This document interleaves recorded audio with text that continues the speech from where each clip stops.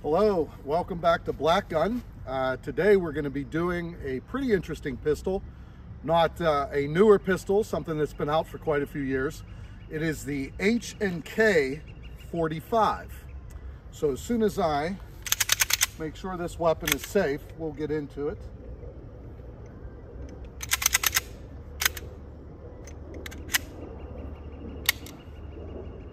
So this pistol has a little bit of an interesting history. We know that the H&K made the USP way before this one, and then this one comes out. This one here is manufactured here in the United States. I believe Larry Vickers had a lot of input with this pistol. I think it's probably one of the most beautiful H&K pistols designed. It has the nice finger grooves. The grip is ergonomical. You can adjust the back straps, which can adjust to people's hand sizes. I like to use a medium, even though I have a small hand, but I get a really nice purchase on this pistol.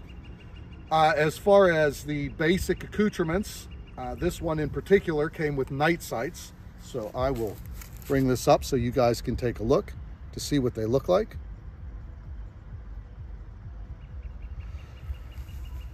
It has a decocker and safety, but it is not ambidextrous.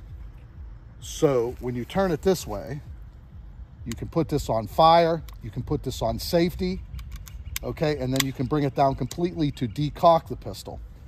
I believe that you can switch it around for you lefties, but it isn't ambidextrous out of the box. What is ambidextrous is the slide release and the slide catch.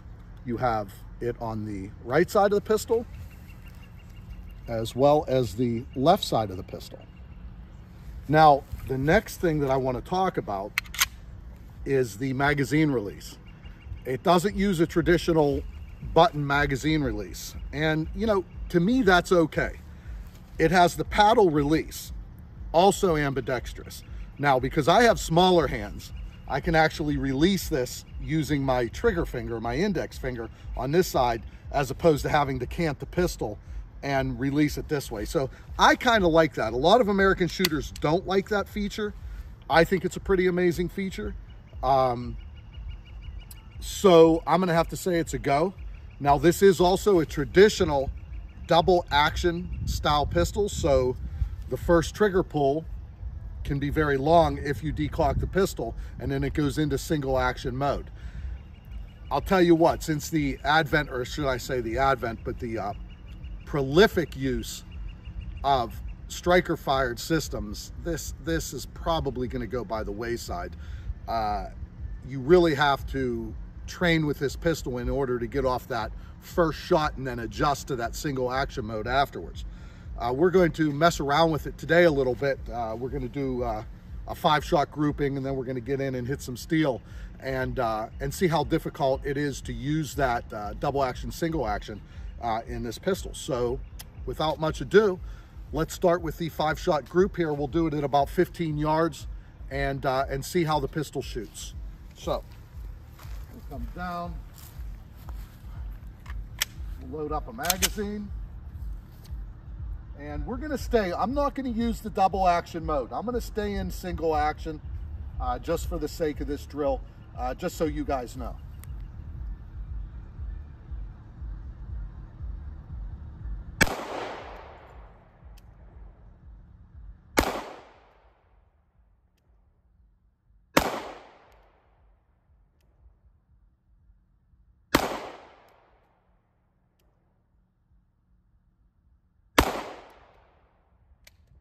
Okay, so let's come up, take a look, and see what we have.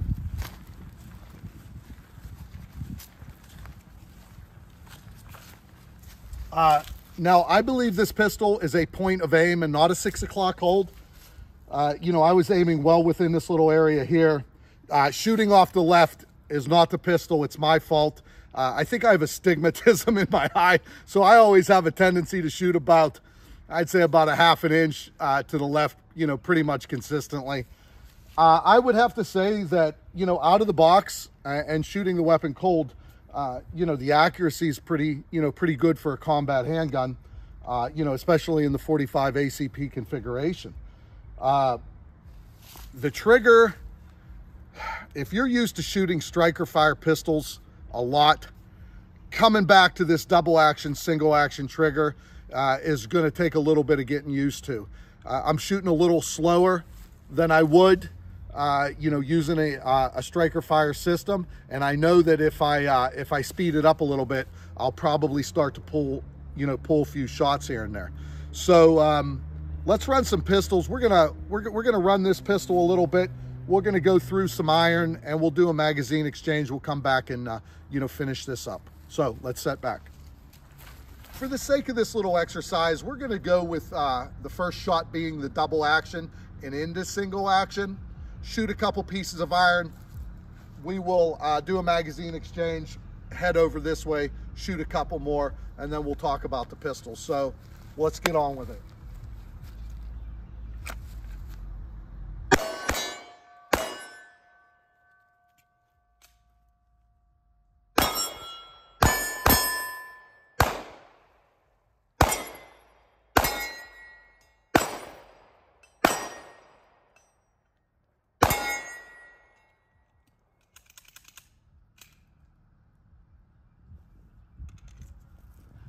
Okay,